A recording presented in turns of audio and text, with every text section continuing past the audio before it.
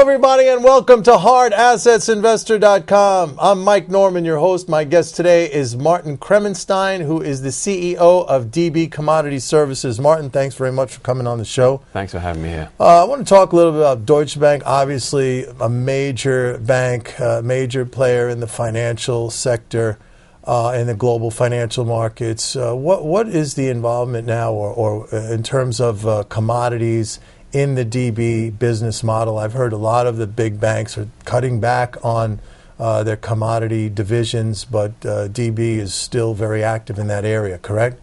Yeah, DB has a very big commodities business running kind of the whole gamut from retail investor products through to institutional trade servicing and financing and risk management for industry participants.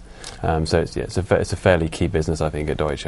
Now, DB obviously, as a large bank, deals with major corporations and large entities.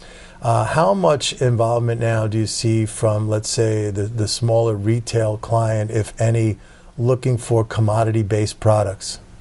So the retail investor base and their involvement in commodities is precisely the business that I deal with.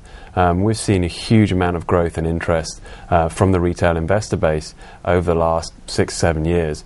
I think it really started actually in 2003 when GLD was launched, the first gold ETF. And since then, when we launched our first commodity fund, which was the first commodity futures-based fund in 2006, that product's DBC, we've seen investor interest grow further still. GLD is now a $70 billion fund. DBC is now in the $6-7 billion range, and they're not the only products out there. There are a suite of products out there, different providers, all offering different takes on the space for investors to put in their portfolio. Now, was it the advent of these new instruments that allow investors to participate, I think, more easily, or was it just this kind of realization or acceptance, let's say, that commodities are an asset class and people needed to be exposed to that, or maybe both? I think it's a combination of things. Investors on the institutional level had been able to get involved in commodities through swaps, through structured notes, through separately managed accounts, or managing their own futures portfolios.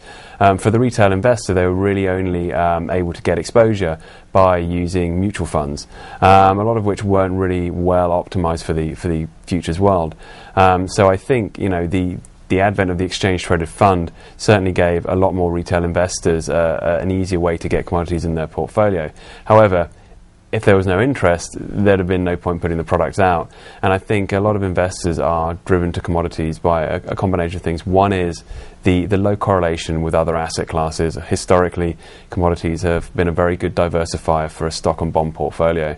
I think also investors are worried about inflation. A lot of investors are really they're saving for their retirement, and one of the biggest causes, or one of the biggest destroyers of wealth as you get to retirement, is going to be inflation. Commodities correlate extremely well with inflation, and so they're a very good tool for the portfolio if you're looking to inflation hedge. And I think the third thing is, over the last 5-6 years, we've seen a lot of debasement of developed market currencies and devaluation of these currencies. And as currencies devalue, then the value of real assets, such as land, such as hard assets, will tend to rise. And I think that's been another thing that's really driven investors towards the hard asset and commodity space. Do you think a lot of investors were surprised at the volatility of commodities? I mean, typically a lot more volatility there than you'd see in blue chip stocks or bonds, obviously. I mean, was that something that people were not expecting? I think individual commodities can be volatile. When you look at a broad commodity basket like DBC, I don't think it's any more volatile than the S&P 500, say. And that historically, a broad commodity basket has shown similar volatility to equities. But if you're going into individual commodities, they can be a lot more volatile, which is why I think you've seen investors move more towards the broad commodity products, which by far and away are the larger commodity exchange-traded products available. But still, I would say the biggest focus would be gold. That's where most people, when they talk about commodities, they talk about diversifying into gold as an inflation hedge or against currency devaluation, etc. And you're familiar with that. But now, as you mentioned, there are other products in the ag space, energies, obviously. Do you see that trend of participation kind of broadening out now? The participation has broadened out, but let's be honest, the gold trade is far, far bigger than the rest of them. And you're right, investors look at gold as an inflation hedge. They also look at it as a deflation hedge. It seems to be almost like a security blanket for investors. It's the kind of asset class they go to if they are unsure about where to go. And I think really the low interest rate policy of the last few years has helped that. When it costs nothing to finance, gold is a much easier trade to put on than when you've got to pay 4.5% on the 3-month treasury bill, let alone on LIBOR. And so, I think we have seen investors broaden out to broad commodities. They've looked at agriculture, they've looked at energy, they've looked at base metals. But the amount of assets in gold and also silver and platinum and palladium in the precious metals ETFs far, it dwarfs what's available in the futures-based products.